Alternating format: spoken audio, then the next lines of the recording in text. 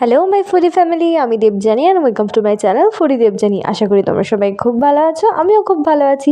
তো চললাম তোমাদের সাথে আবার একটা নতুন খাওয়া দাওয়ার মিনি ব্লগ নিয়ে।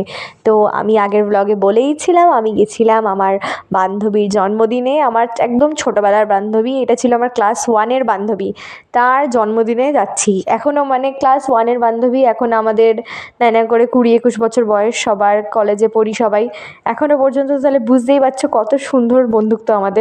তো ফার্স্টেই দেখাচ্ছি গিয়ে কী কী খেয়েছিলাম। ফার্স্টে তো কেক টেক কফি টফি খেয়েছিলাম। তারপর ছিল হচ্ছে এটা চিকেন বা ভেজ সামথিং কিছু একটা টাইপের চপ ছিল, বাট বেশ সুন্দর ছিল খেতে। তো সেটা ছিল, সেটা দিয়ে স্যালাড দিয়ে খেলাম। তারপর চলে এসেছিলো ফ্রাইড রাইস, তার সাথে লাল লাল ঝাল ঝাল করে চিকেন কষা। ঝালটা খুব বেশি দেয়নি কাকিমা, বেশ সুন্দর হয়েছিল, ঘরেই বানিয়েছিল, খুবই সুন্দর হয়েছিল খেতে চিকেন কষাটা ফ্রাইড রাইস দিয়ে, তার সাথে একটু পেঁয়াজ, একটু শসা টসা সব নিয়ে খেতে তো অবভিয়াসলি ভালো লাগে।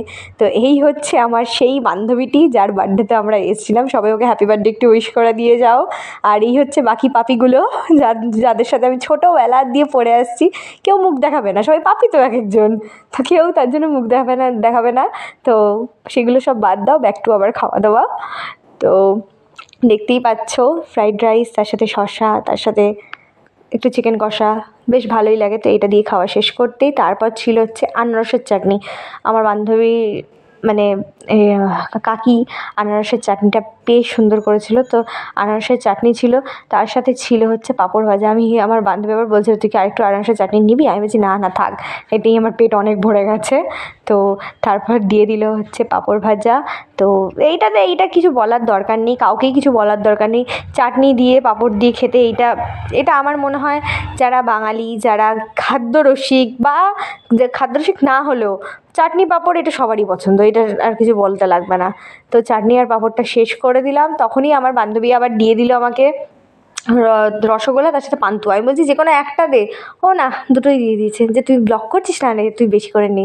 তো পান্তুয়াটা আমি কি করেছি, আমি অল্প একটু খেয়েছি বা হাফের বেশিটা আমার পাশে আরেকটা বান্ধবী ছিল ওকে দিয়ে দিয়েছি, আর রসগোল্লাটা আমি গোটাটাই খেয়েছি। তো তারপর ছিল জিরা কোল্ড ড্রিঙ্ক, সেটা আমার বান্ধবী নিজে আমাকে দিচ্ছে। তো আজকের মতো টাটা বাই বাই সবাইকে।